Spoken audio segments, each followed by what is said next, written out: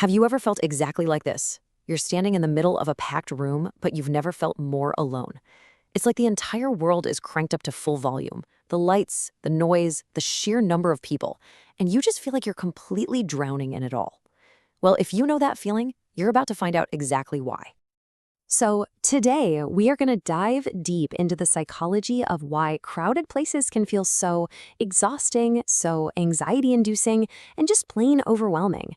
And I promise, by the end of this, you won't just understand the fascinating reasons behind it all. You'll start to see that this feeling isn't a flaw, it might just be one of your greatest strengths. Okay, let's get right into it. Picture this. You walk into a buzzing party, a packed concert, or, hey, even just a busy grocery store, and almost instantly, it's like a switch just flips inside you. Your social battery doesn't just drain, it totally plummets. And maybe you hear that little voice in your head going, I do not belong here. Let's talk about why that happens. So the first piece of this whole puzzle, it has nothing to do with your personality or choices you've made. No, it goes way deeper than that. It's actually about your fundamental neurobiology, specifically a trait known as a highly sensitive nervous system. Now here's what's so fascinating. Most brains, they're built with this really powerful filtering system. It helps them tune out all the background chatter, the random movements, the hum of the lights. But a highly sensitive brain, it doesn't really filter, it absorbs. And that sponge metaphor is absolutely perfect. Just imagine you are a sponge walking through a crowd. Every little bit of conversation, every flash from a phone screen, every person's emotional energy, whether it's good or bad, it's all soaking directly into you, and there's nothing there to stop it. It's really no wonder that after a while, you don't just feel tired, you feel completely waterlogged. And this is so important, we have to reframe this. This trait doesn't make you antisocial. Not at all. It makes you incredibly observant. Because you're processing everything so deeply, you're the one who notices the tiny shift in someone's tone of voice, or the fake smile, or that unspoken tension in the room. That's not a weakness. That is high-definition emotional intelligence. Okay, so let's build on that, because it's not just about the sensory stuff. There's a really powerful chemical reason for this feeling, and it all revolves around that famous little neurotransmitter, dopamine. For a more extroverted brain, right, a loud, stimulating party triggers this huge rush of dopamine, that reward chemical, and it feels amazing, kind of like a runner's high.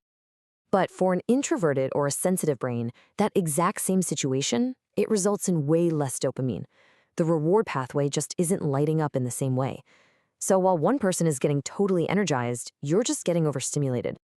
And I really, really want this to sink in. There is absolutely nothing wrong with you that needs to be fixed. This is just your brain's natural chemistry. It's the reason why, for you, real happiness might not be at the big party, but maybe on a late-night drive with the windows down, or in a quiet bookstore. Those moments, they aren't an escape. They're you aligning with your own biology. But now we get to the final and maybe the most profound layer of this whole experience. Because it's not just about the sights and sounds. It's about feelings. It's about an empathy that is so powerful it can lead to a complete and total emotional overload. You see, research suggests that highly sensitive people have more active mirror neurons. Your brain literally mirrors the emotions of the people around you. So you walk into a room and you feel the spark of genuine happiness from a group laughing over in the corner. But at the exact same time, you're picking up on the frantic stress from a waiter who's rushing past your table.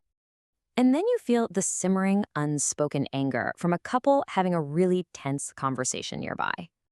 And all of this gets layered on top of that low-grade, humming anxiety that just naturally exists in any large group of strangers. So here's the bottom line. You aren't just managing your own emotions in a crowd, you are absorbing and processing this chaotic cocktail of everyone else's feelings all at the same time. Of course it's exhausting. You're not just going to an event, you are running an invisible emotional marathon that nobody else can even see. And this brings us to the most important part of this whole explainer. Because once you understand the why, you can completely flip the script on this entire experience. And you can see these things not as weaknesses, but as the very source of your greatest strengths.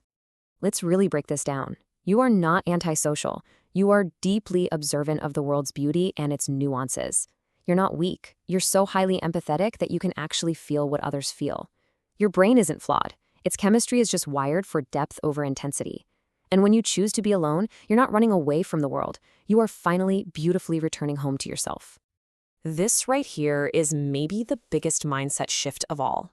The time you spend by yourself isn't empty space. It's essential. It is not loneliness you're looking for. It's a profound act of self-connection. It's where you go to process everything you've absorbed, to untangle other people's feelings from your own, and just to hear your own voice clearly again. Just let that sink in for a second. Our culture is constantly screaming that busier is better, that louder is stronger, that you have to be out there all the time to matter.